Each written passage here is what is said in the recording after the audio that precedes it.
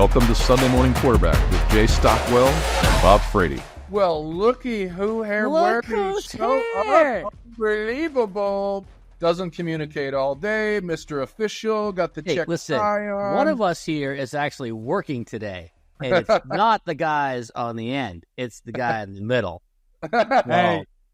Hey, it's the guys that have these ties on. So this is one of the reasons why there was a lack of communication. I did give you a call back, but happy to be on the show. Appreciate it. Were you throwing down some inspiration today? Not down at the stadium. Hey, the stadium doesn't need any inspiration right now. No, I'm talking about teammates. I'm talking about you and your latest and greatest. That's because that looks like the inspiration tie. Well, that's every day, you know. Every tie is an inspiration tie. Yes. But just in terms of what's happening in the state of Nebraska, everybody is on fire about these Huskers whooping up on one of their rivalries. And so I don't think anyone needs any inspiration right now when it comes to Husker football. So now, here's what I want to hear about. Hold on. Before we get started. Nope. For those who are new to the show, which is all three of you, who's our guest, Jay? Why don't you explain who our guest is? Well, no, but everybody knows DeMoine Adams, especially Nebraska fans. Former player, 1999. I think he had like 200 sacks, and it is going to be in the Hall of Fame. And he's the CEO of Teammates, which is a guy who's doing some great things in the world for children. And I think you're up to, 30,000 mentees? Is that right?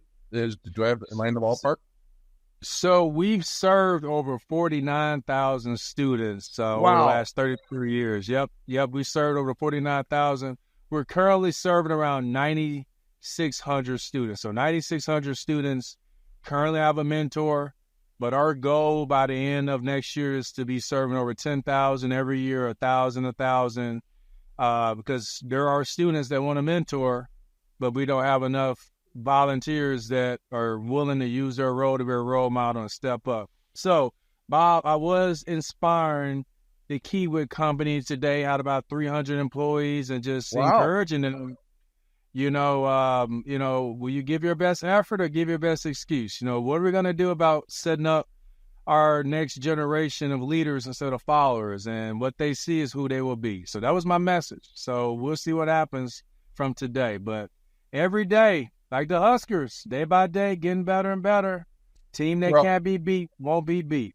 You've got huge fans here at the Husker Pod. I'm sorry George couldn't be on today. He's got a school thing going on, but he said to say hello because he's a huge fan of yours, and we are too. So, but hey, one of the things I wanted to talk to you about, Demo, before we get into Northern Iowa is last week you had the 1994 championship team in there, and I saw some of your social media. That must have been a riot hanging out with those guys. Tell me some of the stories. It's like a family reunion, to be honest. Seeing guys that you've never seen, that you haven't seen for a long time. I played with Shelton Jackson. He was an all Big 12 tight end. I was a freshman when he was a senior. Haven't seen him since he left. It was great to see him. It's like a huge family reunion, not just with the 94 team, which is a great connection to guys like us who didn't have that opportunity to win a championship, but to run into Kyle Van Der Bosch, Chris Kelsey, players that I played with. But just the love, the pride, and the reminder that there is a winning tradition here. And so I don't know if we're going to talk about this, but I do have strong feelings about rushing the field after the game because, hey, this isn't new. We're just getting our momentum back to who we know. You know what you sound like right now? You sound like the old guy with socks. You get socks and your sandals and you're on the lawn. You kids don't rush the field. Understand something. Kids who are like 19, they don't know. Their parents know. The parents believe. But George, he's like, the first time I've seen a winning game. It's like George has bled for this team and been kicked in the nuts every friggin' year. How many times has George cried after a game? Oh, I want to get into that, but a lot. and so they don't know. So they get excited. They rush the field. Yeah, it's not cool when you're winning championships all the time. Like Celtics fan, like someone here, you rush the court. Did that 19 times. So yeah, give the kids some slack there, mister. Hold on, Demo, I got a question for you. That's a pretty nice car. Are we paying you too much over there at the Teammates? Look at that car. You got the double sunroof here, man. What's going on?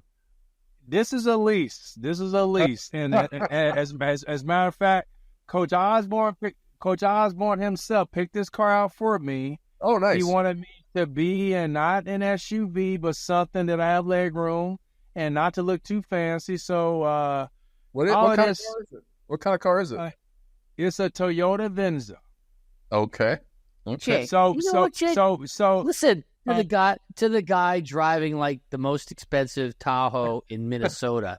Can I get the extra wheels on that? I know it's got 4, but I kind of need 8. It's okay. It snows here. By the way, teammates.org is where you can donate or you can volunteer to help. So teammates.org, DeMoine Adams.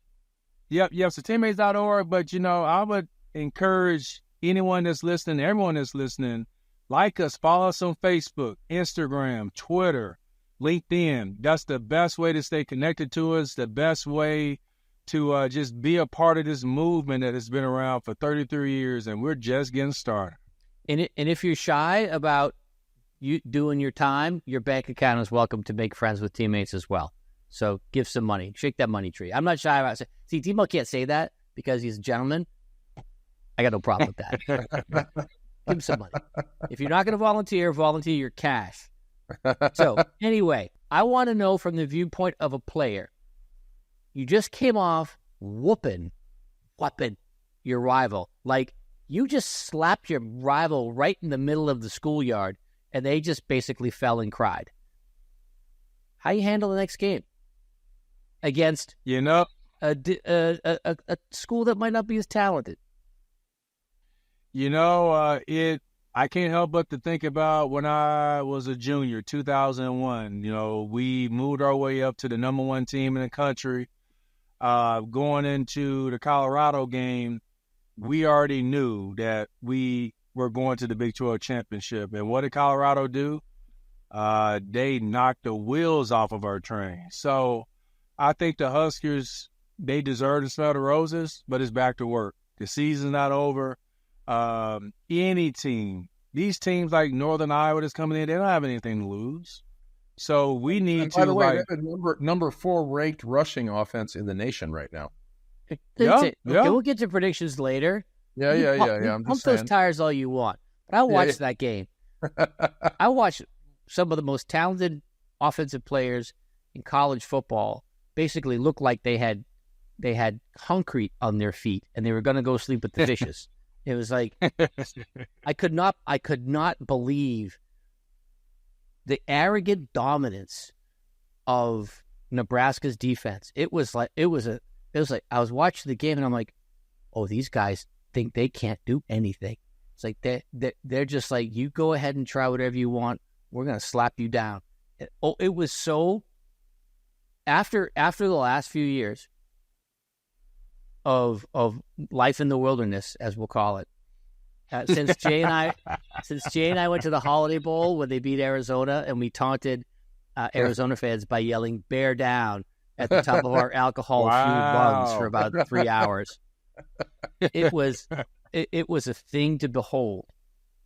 And so let me ask you another question as a player. Sometimes you just know this team has no chance, or this team cannot stay with us. Is that the observation of a fan, or is that how you guys sometimes feel when you're in the locker room? So I have 2 blinders. I have the blinders of a former player, and then I try to be a fan. But as a player, and you're gonna make a joke, but back in my day, there was no question. It was pure domination. I mean, pure domination. Whoever comes to Lincoln, Nebraska, it was about dominating. Like, people should not want to come to Lincoln. So I would say today we have an opportunity to create that fear again. We made a huge statement across this entire country on Saturday by shutting down Colorado. I mean, first quarter, as a black shirt, I was proud. 3 sacks in the fourth quarter. Going into the fourth quarter, negative 13 rushing yards. I was a proud black shirt this past game. If you were playing today, let's have Demo moved into today. Yeah. Same skill level, not like your current skill level, because that wouldn't be nice. Yeah. But would you be a single-digit number? No. No. You know, so the story about wearing number 98, you know, I thought I was a pretty good football player in high school, so I purposely wore an ugly number and made it good. When I came to Lincoln, when they asked, what number do you want? I decided, you know, give me number 98. You know, like, who picks a high number? I had no idea that was Grant Wisham's old number. So talk about big shoes that I never felt. But, you know, I think, and to your point, Bob, players are trying to be pretty over trying to be tough. Why, like, break the principle and try to get a single-digit number to be pretty when, as a defensive player, get the ugly number and be ugly when you're on the field? So I would say no, Bob. I would stick with the ugly number because my job is not to look pretty. My job is to be ugly on the field. Okay. You're doing a good job of that, Des Moines. Yeah. You forgot the part that says, well, I'm already pretty. I should get an okay number. That's how they work. Like, listen, if I walk into an event, I'm like, who's playing for second place? That's how much confidence I have walking to an event. Like, who's playing for second? I'm like the Larry Bird pitch events. It's like, who's playing for second place? And you just have that attitude, and it's like, I'm just gonna break your spirit mentally by making you afraid to even come in and challenge me. I think that happened last week. I think that Colorado just went pro. Sounds like Jason Calcanis at the All In Summit in Beverly Hills or in West Hollywood, where I am right. I don't know what manfest you're at right now, Stockwell. I don't really want to know, but so the All In. Well, yeah. Well, Anyway, all right. We got to get to this week. By the way, do they still play at the Unidome? Their home games? They do. Because I've been there before. I was a manager on the Cornell basketball team, the other Big Red. And we fly into this podunk little town called University of Northern Iowa. And we fly it on these little tiny planes with like 6 people on each plane. We kick our ass, and then we turn around and get back out on the plane in the middle of nowhere. But now when I go to Iowa, I'm like, I've been to the Unidome. And people are like, What? First of all, what town is it in? It's in Cedar Falls. Yeah. Okay. Now, is it an FCS school or an FBS school? FCS, I think. Okay, so this is like they play like North Dakota State. The 1AA, I think. Yeah. That's bad. Yeah. I should know that. Yeah. According to the stats ranking on Husker Max, they 298 yards of rushing, so kind of a one-dimensional team, ranked 4th in the country. So not a slouch. They could control the ball, and North Dakota State gave Colorado quite a game. Now, I'm not expecting that this week. They're a 30-point underdog. But what do you know about them, Des Moines? Do you know anything about the coaches up there? You know, we have some former players that actually used to coach up there. One of the Bullock brothers, I think Josh Bullock's. He used to coach up there. He's now coaching for the 49ers. You know, those teams, I would say, definitely, they're all about the running game, and they pass when needed.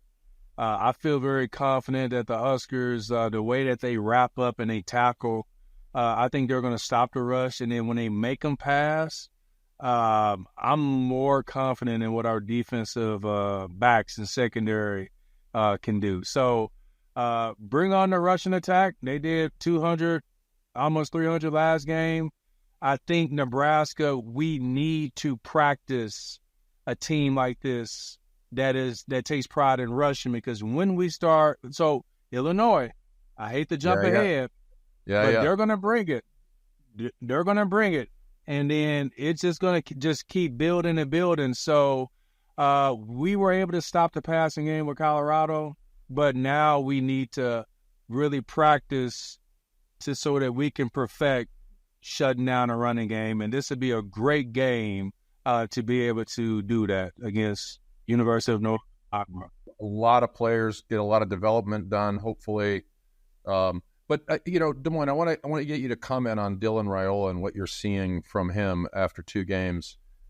This kid just looks incredibly poised, incredibly confident.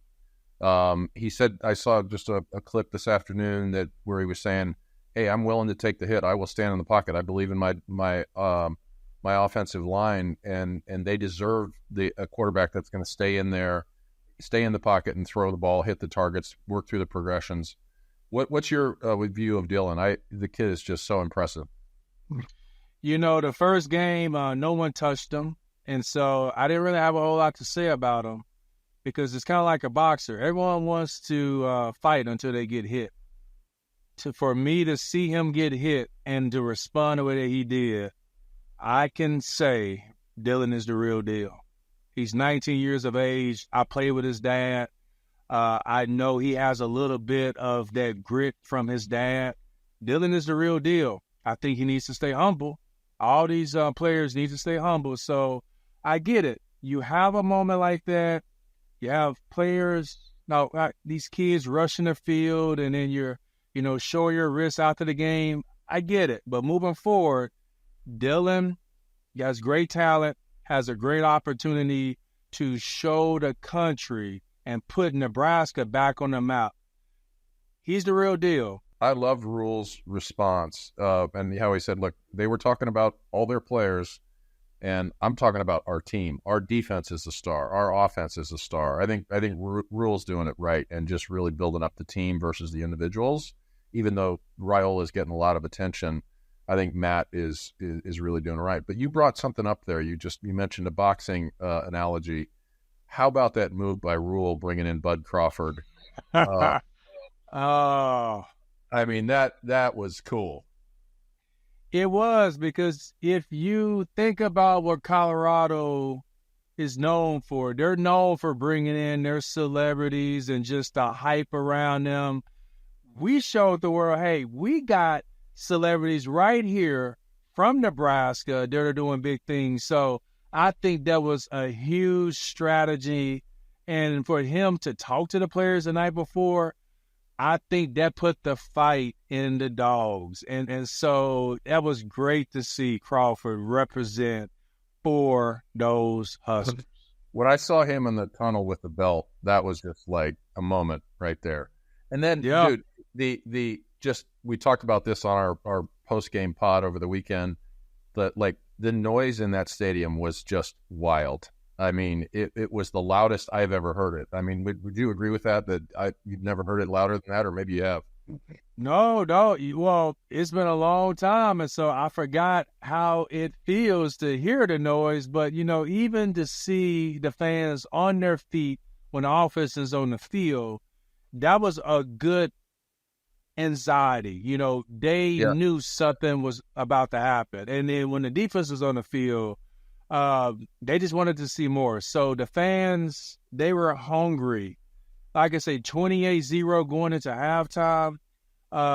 Everyone was in their seat. No one left the game. They wanted to see Dylan take that knee and just give him his roses. I mean, there's been so much talk, but we have the future. Now we just have to just keep delivering. We cannot get content. We got to keep executing. So going into this game, this should be a game that they should take serious.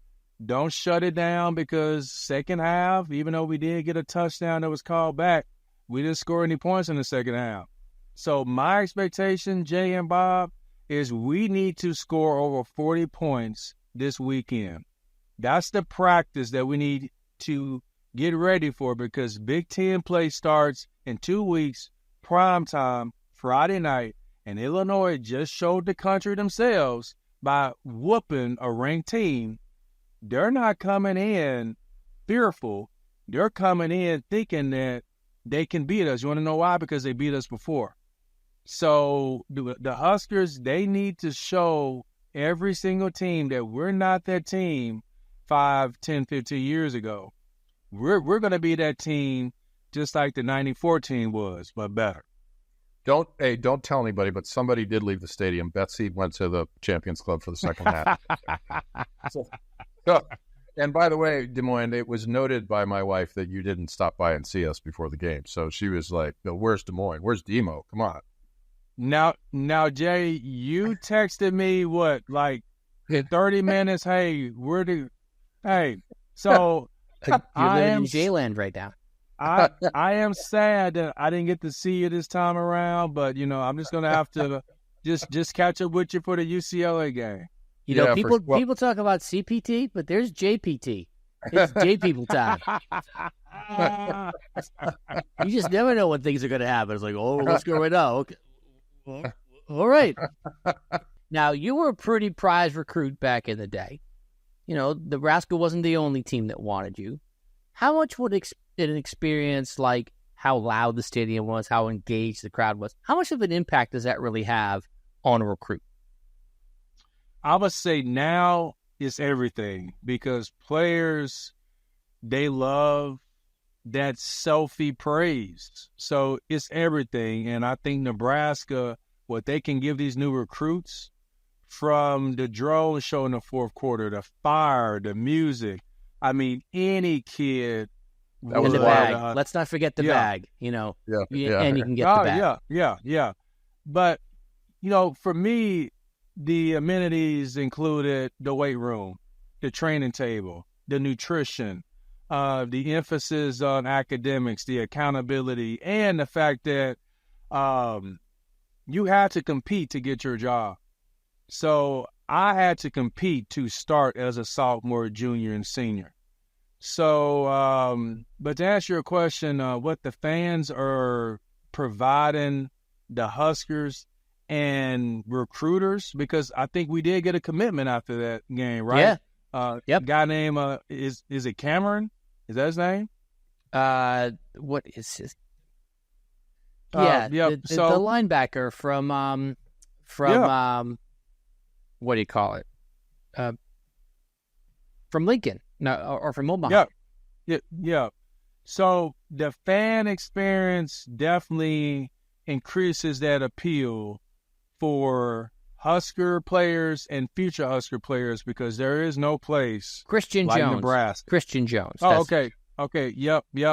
So I guarantee he made that commitment not just because of the win, but because of how loud the stadium was and just the fan base, just how, man, I mean, what they're providing, the lights, the fire, we didn't get that back then. So, I mean, it is an experience being a Husker football player. What an experience. Okay, now it's time. All right, so we'll do predictions, and then I want to ask you about Coach Osborne. As you know, okay, he has a special place in our hearts. So, look, I think you're right. I think it's going to be a 40-point performance. So I'm going to come out and say we're going to win this game 52-7, and we're going to get 109 players on the field. So there you go. All right, Bob, you? Well, Nebraska has covered both of its last two games, but hasn't met the over in either one.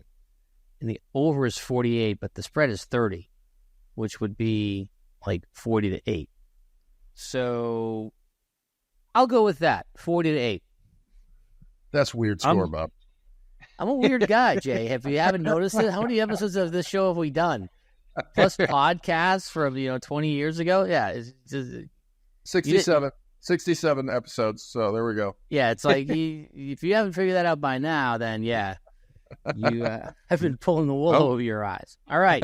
Okay. So I'm going with 48-17, and here's why.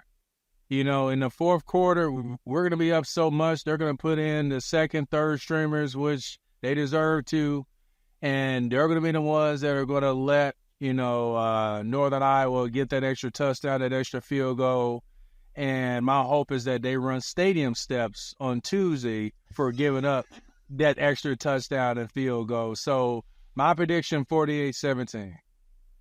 Awesome. Okay, so unanimity here with the crew. We're going to have another good win and hopefully get some great experience across the board. Now, Coach Osborne, I'm just so happy to see some of the recognition that he's been getting. I'm constantly seeing the support he's giving you. And they opened the Osborne Legacy Center, which I think is a great tribute to him. How's Coach doing? She's doing great. He looks his age, but he doesn't talk like his age. Very sharp, knows the game. He's still coaching in his brain when he's watching the game, loves the game of football, but he also loves the other team that I get to play on every day, and that's Teammates Mentors. So he's heavily involved with the football program, but also very heavily involved with really trying to provide more positive, caring adults in the lives of young people. So, Demo, I'm trying to get the athletic department to build a wind tunnel inside the new athletic facility because, Coach Osborne told us that nobody accounts for playing the wind. So I might as well just build a wind tunnel. And so we may bring you into that discussion at some point. Nothing new right now, but it also helps with recovery. So beware what you wish for, because when that day comes, whenever they start on that South Stadium project, then you will get that win that you are wanting. And so that's going to bring a lot of wind in. But I think for now, and if you notice, they put a pause in that project, the priority needs to be about winning. We need to stop focusing on projects and let's focus on the priority, which is winning. So my hat is off to our new AD, Troy, because I still remember the very first week he stopped over by our teammates' office, spoke with Coach Osborne. Coach wanted me to be in the meeting just to introduce myself. And, of course, we have a really good partnership. And that was a part of the conversation. Troy wanted to know, what are we doing that we should not do? What should we do? And that was one of the things that Coach put in Troy's ear. Let's not focus so much on projects. Let's focus on the main priority is to get the Husker football team winning. And so far, so good.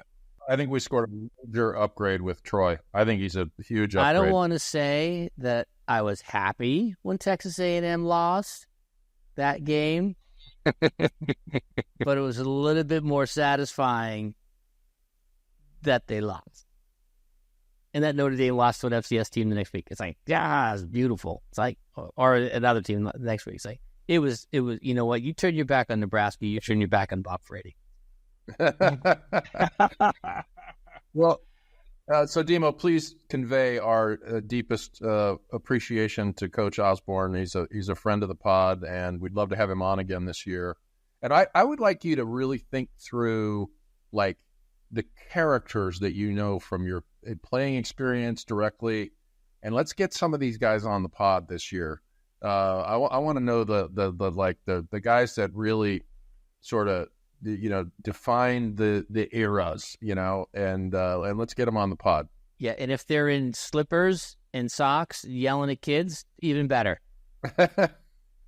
Well, absolutely. So, I'm just going to throw out the name, and hopefully this will get everyone who's listening to this podcast excited. He was younger than me. Older than me, but he was a part of the 94 team, and he is a true character, a gifted talent when he played, and that player is Tommy Frazier. So I'm going to get you guys Tommy Frazier. He will be a character in every way that you are wanting for this show. We met him at a tailgate party last year. George got to meet him. We would love to have him on the pod. I hope that, I always think about Nebraska alum, and I just think Mike Rozier's hat game. He has the best hat game. And Mike Rozier, his hat game is unparalleled with all the other grads. So hopefully everybody brings something to the table that we can hang that say that's Tommy Frazier, I don't know, yo-yoing or Rubik's Cube solving or whatever it happens to be. So, all right, Timo. and stay on the line. Go Big Red! Go Big Red! Go Big Red! Yeah, like Demo, good one, man. He's got the real deal there.